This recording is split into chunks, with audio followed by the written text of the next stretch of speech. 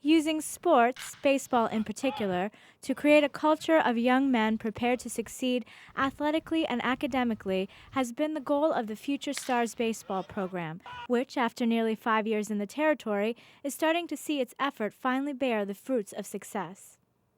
5 years ago, I mean, scouts were not coming here. You know, they didn't know about players and so forth.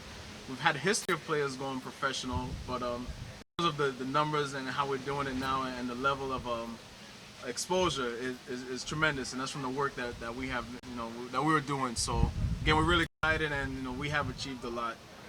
There's talent in the Virgin Islands, says Future Stars founder Darren Canton Jr., and the program has given local athletes the opportunity to showcase that.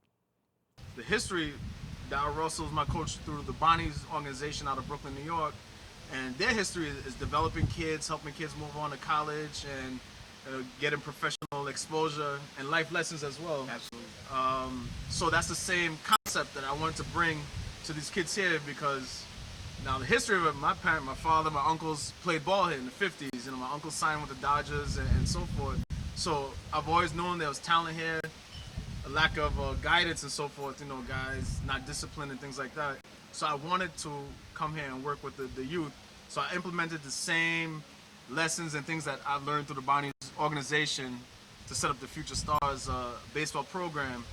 And so it's an exact replica, and you know, Darryl Russell is probably one of the most influential coaches that I had, especially at that age, getting ready to go to college. And I mean, I had great coaches as a youngster, but when you hit 14, 15, 16, it's really important that you get somebody that can prepare you to move on into you know, adulthood and so forth. So you know, that's why I always bring them down to work with our kids and so forth, because of the things that I learned. One of the first things that college coaches ask us when they're evaluating the talent out here is, what kind of grades does he have? How is he doing in school? So this all ties in together about all the life lessons we try and teach them about going to school, being smart, taking advantage of all the opportunity that they may get out of this. Use baseball as a vehicle to get you where you want, but school stays with you forever. They can never take the education away from you. So that's the point we try and focus on. The second thing is the conditioning. Out here, it's a lot more laid back, very easy going, which I understand based on this beautiful country we have here, but we want them to understand you have to be more motivated. Work out every day. Be focused every day. So those are 2 points I want to, you know, emphasize that we try and talk to the kids about every single time we're here. And Darren's been, you know, at the forefront of this, and Alice has been behind the scenes, but this team of folks that is really motivated to give these kids an opportunity. It's a dream. It's their dream, whether to go to school, to be a professional baseball player. It's an opportunity, and that's the best we can do, and we give them the opportunity. More importantly, as far as the organization, I try to prepare them as young men to take that next step by talking with them. Just as a regular person, you know, they might see me as an older person, but it's to give them that normal talk that they're not going to get from the coach, because they're going to see the coach as a coach. They're going to see Darren as Darren. I'm in New York, so they're going to see me once in a while. And when I talk to them, it's to stress certain points, the opportunities that are being provided, and what we expect them to give back to their community. And I try to keep it that simple. In 2010 alone, 4 of the program's star athletes have been drafted by Major League Baseball organizations, while several others have signaled their intent to sign on to play baseball at top colleges around the country. A record number of pro scouts also flew in for the organization's annual Scouting Day event, which drew the attention of clubs ranging from the Los Angeles Angels of Anaheim to the New York Mets. Like I said, 4 guys in the top 15, and Virgin Island talent overall, you know. James Snead out of St. Croix. St. Croix, I think, really needed that. I don't know the last time they really had a draft pick, but when I spoke to him on the phone, I spoke to his guardian, Roger Moore. People were screaming in the background. They was in school, you know what I mean? So I can imagine St. Croix, St. Thomas, we've been kind of, you know, we were successful in the last few years, but St. Croix really needed that to show that there is talent, you know, and these kids focus themselves. Opportunities are there. I mean, these guys, they played probably in front of I'll say at least around 100 scouts for the whole year between different showcases we've taken them to or invited scouts down. So exposure and opportunity is there, but you have to be dedicated and committed to bettering yourself and being and want to be successful. That's not to say, of course, that the road hasn't been bumpy for Canton and his dedicated team of organizers, but much like they try to teach their students, the Future Stars staff remain focused on their goals, beating criticism and a lack of resources with simple motivation and a desire to see their players get to the top. Just coming here 4 or 5 years ago and making an impact like that, not everybody's pleased with us, especially coaches who've been here for a long time. So they deem us, especially me, I'm here. They see me every day as who does he think who is he? Which is fine. That motive. I mean, if they feel like that, that's fine. But people should know it's not all apples and oranges all the time. So we do get some setbacks. We thought the government could support us a little better. We know we're in a tough economy, but how we believe, a person that's traveled around the world that can't give up on the kids. As broke as we are, whatever, we look at Dominican Republic, Cuba.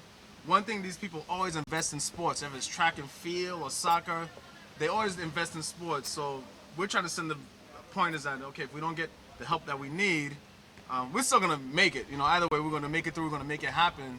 But the kids should never be put to the back burner. And 4 years ago, when we had the new administration came in, and I remember saying that they were crying broke. Everybody's crying broke. I said, but what we're gonna do for these kids? I mean, everything is bad, and we're worrying about the deficit. And I said crime is gonna get worse. I never forget saying that. And within 4 years, if you remember how bad St. Croix was in terms of crime, and we weren't that bad. And I said we're not providing boys and girls. Money was cut.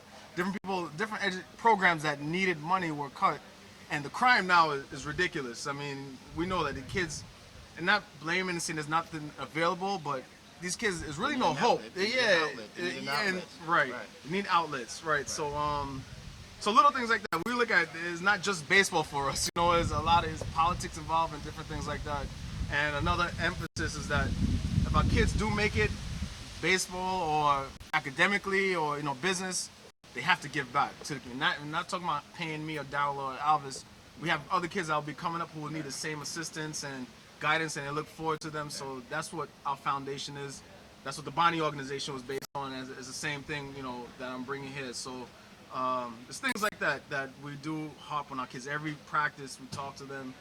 They're aware of things going to Haiti and different things. We talk about different things because it's not just about playing, doing schoolwork. You have a responsibility to your community as well.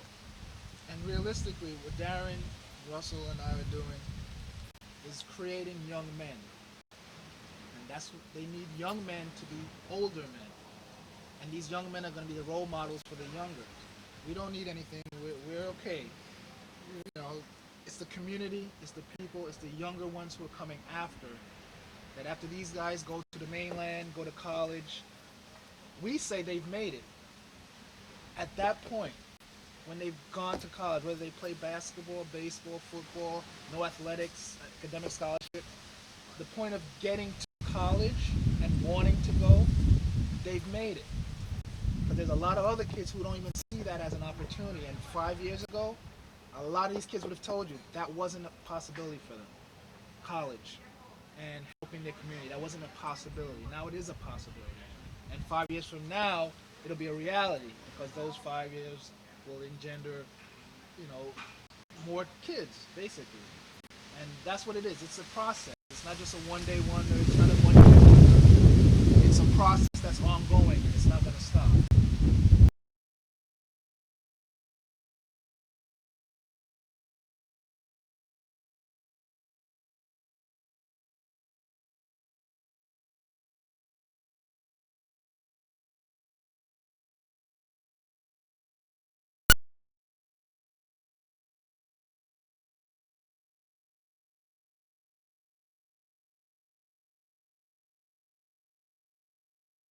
I finish.